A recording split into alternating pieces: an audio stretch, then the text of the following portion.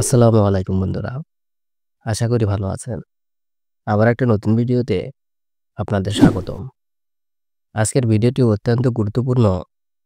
সে সকল বাচ্চাদের জন্য যে সকল বাচ্চাদের মুখের ঘা অথবা জিহ্বায় ছাতার মতো দেখা যায়, এছাড়াও ঠোঁটে ঘা হয়ে থাকে, সে সকল বাচ্চাদের জন্য অত্যন্ত গুরুত্বপূর্ণ আজকের এই ভিডিওটি। বন্ধুরা, আজকে আমরা যে ড্রপটি নিয়ে আলোচনা করব সেটি হচ্ছে ন্যাস্টাইড ড্রপ।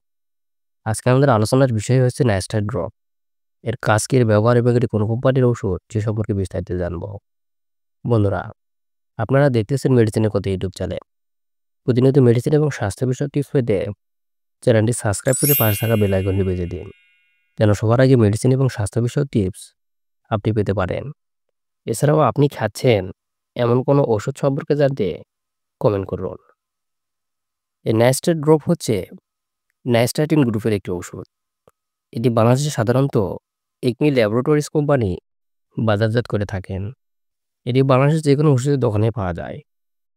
এই ন্যাস্টাট এর ব্যবহার, এটি সাধারণত একটি অ্যান্টিফাঙ্গাল অ্যান্টিবায়োটিক যা ক্যানিডিয়াসিস অ্যালবিক্যান সহ বিভিন্ন ধরনের ইস্ট এবং ইস্টের মতো ছত্রাকের বিরুদ্ধে সক্রিয়। এটি মুখের গহ্বর এবং খাদ্যনালী এবং অন্তরের ট্রাকের ক্যান্ডিডিয়া সংক্রমণ প্রতিরোধ করে এবং চিকিৎসার জন্য ব্যবহৃত হয়। এছাড়াও মহিলাদের ভাজাইনাল ক্যান্ডিসেন্সেসের গুরুত্বপূর্ণ ভূমিকা পালন করে থাকে।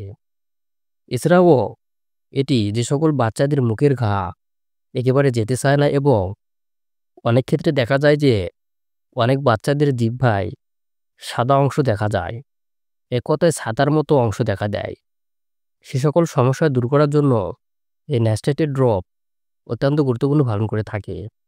এছাড়াও বড়দের মুখের ঘা এবং ছত্রাকজনিত কারণে মুখের ঘায়ের সমস্যায় এই ন্যাস্টাইড ড্রপ অত্যন্ত গুরুত্বপূর্ণ ভূমিকা পালন করে থাকে। এই ন্যাস্টাইড ড্রপের মাত্রা ও সেবনবিধি, এটি সাধারণত বাচ্চাদের জন্য প্রতি 1 মিলি করে দিনে 4 বার মুখে দিতে হবে এবং গিলে ফেলার আগে সাসপেনশনটি মুখে আক্রান্ত স্থানের সংস্পর্শে যেন বেশি সময় ধরে রাখা যায় সেদিকে খেয়াল রাখতে হবে। একথায় আপনি যদি মুখে ধরে রাখতে পারেন, অর্থাৎ আপনার বাচ্চা যদি যতক্ষণ সম্ভব এবং আক্রান্ত স্থানে এই ড্রপটি ধরে রাখতে পারে, সেক্ষেত্রে ভালো কাজ করে থাকে। নবজাতকের ক্ষেত্রে, নবজাতকের ক্ষেত্রে হচ্ছে 1 মিলি অথবা রেজিস্টার্ড ডাক্তারের পরামর্শ অনুযায়ী এটি সেবন করবেন। কেননা বাচ্চাদের ওয়েট এবং তাদের শারীরিক কন্ডিশন দেখে এই অ্যান্টিবায়োটিকটির মাত্রা পরিমাপ করতে হবে এবং প্রাপ্তবয়স্কদের জন্য সাধারণত 5 মিলি দিনে 3 থেকে 4 বার মুখে দেওয়া যাবে এবং প্রয়োজনে ডোজ দ্বিগুণও বাড়া যেতে পারে। সেক্ষেত্রে আপনাকে অবশ্যই একটি রেজিস্টার্ড ডাক্তারের পরামর্শ নিতে হবে, কেননা এটি অ্যান্টিবায়োটিক আর অ্যান্টিবায়োটিকের একটি ডোজ থাকে। আর এই সকল অ্যান্টিবায়োটিকের ডোজ সাধারণত আপনার ওয়েট এবং বডি কন্ডিশনের উপর নির্ভর করে। পার্শ্ব প্রতিক্রিয়া, এই ন্যাস্টাইড ড্রপের উচ্চমাত্রার সাথে মাঝে মাঝে বমি ভাব, বমি এবং ডায়রিয়ার খবর পাওয়া গেছে। এর মৌখিক ডোজের সাথে কোনো ক্ষতিগ্রস্তগত প্রভাব এবং অ্যালার্জির প্রক্রিয়া দেখা যায়নি। গর্ভাবস্থা বা স্তন্যদানকালে গ্যাস্ট্রোইন্টেস্টাইনাল ট্র্যাক্ট থেকে ন্যাস্টাটিন শোষণের হার খুবই কম, তাই গর্ভাবস্থায় কোনো বিশেষ সতর্কতা অবলম্বন করা হয় না।